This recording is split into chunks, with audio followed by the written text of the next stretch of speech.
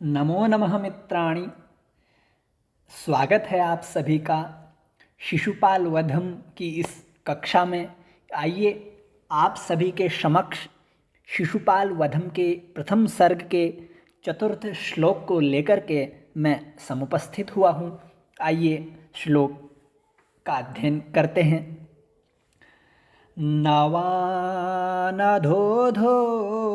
बृहतः पयोधरान् समूढकर्पूरपरागपाण्डुरम् क्षणं क्षणोच्छिप्तगजेन्द्रकृत्तिना स्फुटोपमं भूतिसुतेन शम्भुना नवानधोधो बृहतः पयोधरान् समूढकर्पूरपरागपाण्डुरम् क्षणं क्षणोच्छिप्तगजेन्द्रकृत्तिना स्फुटोपमं भूतिसुतेन शम्भुना। आइए देखते हैं श्लोक का भावार्थ और शब्दार्थ क्या है। हमने इससे पूर्व में पढ़ा कि भगवान श्री कृष्ण अपने भवन में निवास करते हुए आकाश मार्ग से देवर्षि नारद को उतरते हुए देख रहे हैं। तो अब इस पद्य में हम देखते हैं कि देवर्षि नारद को भगवान श्री कृष्ण ने किस प्रकार देखा। तो वो कहते हैं कि प्रारंभ से कहते हैं कि नवान बृहतः पयोधरान अधो अधः। अधः अधः है तो गुण होने के बाद यहाँ पर अधो अधः बना है। तो कहते हैं कि अधो अधः यानी कि अधः शब्द का अर्थ संस्कृत में नीचे होता है, तो उसी का उपयोग किया गया है कि नीचे स्थित। अधो अधः अर्थात नीचे निचले वाले प्रदेश में स्थित मेघ। तो किसके स्थित, किसके नीचे स्थित? तो पयोधरान। तो पय कहते हैं जल को, धरान यानी कि जो धारण करने वाले हैं, तान। तो जल को धारण करने वाले मेघ हैं, तो तान पयोधरान, उन पयोधरों को अधो अधः मतलब उन जल से युक्त बादलों के नीचे। और वो पयोधर कैसे हैं? पयोधर उस वैसे स्तनों को भी कहते हैं, क्योंकि पय शब्द के दो अर्थ हैं, दुग्ध भी और जल भी। तो यहाँ पर जल के लिए उपयोग किया गया है, तो यहाँ पर पयोधरान बादलों के लिए किया गया है। तो कीदृशाः ते पयोधराः बृहतः, वो बृहत हैं यानी कि बड़े हैं, बड़े बड़े बादल हैं। और वो कैसे हैं? नवान, नए नए, नए नए जल से परिपूर्ण बड़े बादलों के नीचे। उन बादलों के नीचे मतलब बादलों के समान, उनके नीचे बादलों के वर्ण वाले। और कहा समूढ़ कर्पूर पराग पांडुरम। वो और किस प्रकार के दिखाई दे रहे हैं नारद जी? पांडुरम, पांडुर वर्ण के, पांडुर वर्ण के यानी कि गौर वर्ण के। तो वो गौर वर्ण किसका जैसा है? मानो वो धूली, जो श्वेत वर्ण किसका है? वो धूली है, पराग है। किसका पराग है? तो कर्पूर का। तो कर्पूर का कैसा पराग है? वो समूढ़ किया हुआ यानी कि पीसा हुआ, पीसे हुए कर्पूर की धूली के समान श्वेत वर्ण वाले। और प्रथम बात कही कि नए नए जल से परिपूर्ण मेघों वाले यानी कि मेघों के नीचे स्थित ऐसे, और कर्पूर के धूली के समान। और क्षणम क्षणोत्क्षिप्त गजेंद्र कृतिना, वो किसके समान है? गजेंद्र कृतिना।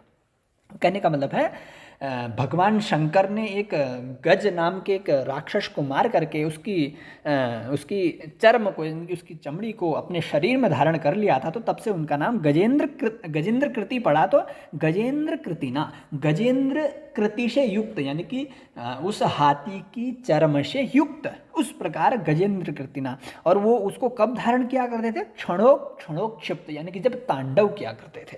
तो तांडव करते युक्त गज के चर्म को धारण किए हुए उस प्रकार से, और भूति सुतेन शंभुना स्फुटोपम इत्यबोधि। कहने का मतलब है यहाँ पर क्रिया हमें स्वयं लगानी पड़ेगी कि भूति सुतेन, भूति कहते हैं भस्म को, अच्छा भूति सुतेन नहीं, यहाँ पर क्षमा करना, भूति सितेन है, यानी कि भस्म से भूति यानी भस्मी, सितेन माने धवल वर्ण के कारण, धवल वर्ण वाले, भूति सुते सितेन यानी कि भस्म से युक्त धवल वर्ण वाले, शंभुना, शंभुना यानी कि शंभु के साथ, भगवान शंकर के साथ, स्फुटोपमा, कहने का मतलब है स्फुट हो रही है उपमा जिसकी, किससे, शंभुना, भगवान शंकर से। कहने का मतलब है जो भगवान शंकर के समान लग रहे हैं भस्म धारण करने के कारण, और उस गजेंद्र चर्म को धारण करने के कारण, इस प्रकार भगवान शंकर की तरह लगने वाले देवर्षि नारद को श्री कृष्ण ने आकाश मार्ग से उतरते हुए देखा। उपमा स्फोट, कहने का मतलब जिनकी जो उपमा स्फुटित हो रही है शंभुना, भगवान शंकर के साथ, वो भगवान शंकर कैसे हैं, भूति सितेन, भस्म धारण किए हुए होने के कारण है वह धवल वर्ण के, इस प्रकार के वह देवर्षि नारद को उन्होंने देखा। आइए प्रारंभ से फिर देखते हैं। नवान बृहतः पयोधरान अधो अधः, कहने का मतलब नए नए बड़े बादलों के नीचे वाले वर्ण के समान, अर्थात जिस प्रकार बादलों का वर्ण होता है उस प्रकार से। और कहा समूढ़ कर्पूर पराग पांडुरम, पीसे हुए कर्पूर की धूलि के समान गौर वर्ण वाले। और तीसरी बात कही कि क्षणोक्षिप्त गजेंद्र कृतिना, यानी कि मतलब तांडव करते वक्त गजेंद्र कृतिना युक्त, मतलब गजेंद्र के चर्म को धारण करने वाले, उससे युक्त। और भूति सितेन, भस्म से युक्त। शंभुना स्फुटोपमा, इस प्रकार के भगवान शंकर के रूप की उपमा से युक्त देवर्षि नारद को भगवान श्री कृष्ण ने देखा। आइए इसका हिंदी अर्थ पढ़ते हैं। कह रहे नए जलपूर्ण बड़े बड़े बादलों के नीचे स्थित, यहाँ पर पीसे हुए होगा, पीसे हुए, क्षमा करें ये लेखन त्रुटि हुई है तो इसके लिए क्षमा चाहूँगा। तो पीसे हुए कर्पूर की धूलि के समान श्वेत वर्ण वाले, तांडव के समय हाथी के चर्म को पहने हुए भस्म से शुभ्र वर्ण वाले शिव जी के समान नारद को देखा। तो हमें मुख्य यही जानना है कि इस श्लोक में भगवान श्री कृष्ण ने देवर्षि नारद को भगवान शंकर के रूप में अपने नेत्रों से देखा आकाश मार्ग से उतरते हुए। तो आइए आज इतना ही। आशा है आप सभी को यह श्लोक स्फुटित हुआ होगा, अर्थ आपके मतलब हृदय में अच्छे से बैठ गया होगा, आशा करता हूँ। तो पुनः आपके समक्ष अग्रिम श्लोक लेके समुपस्थित होऊंगा। धन्यवाद। नमः संस्कृताय।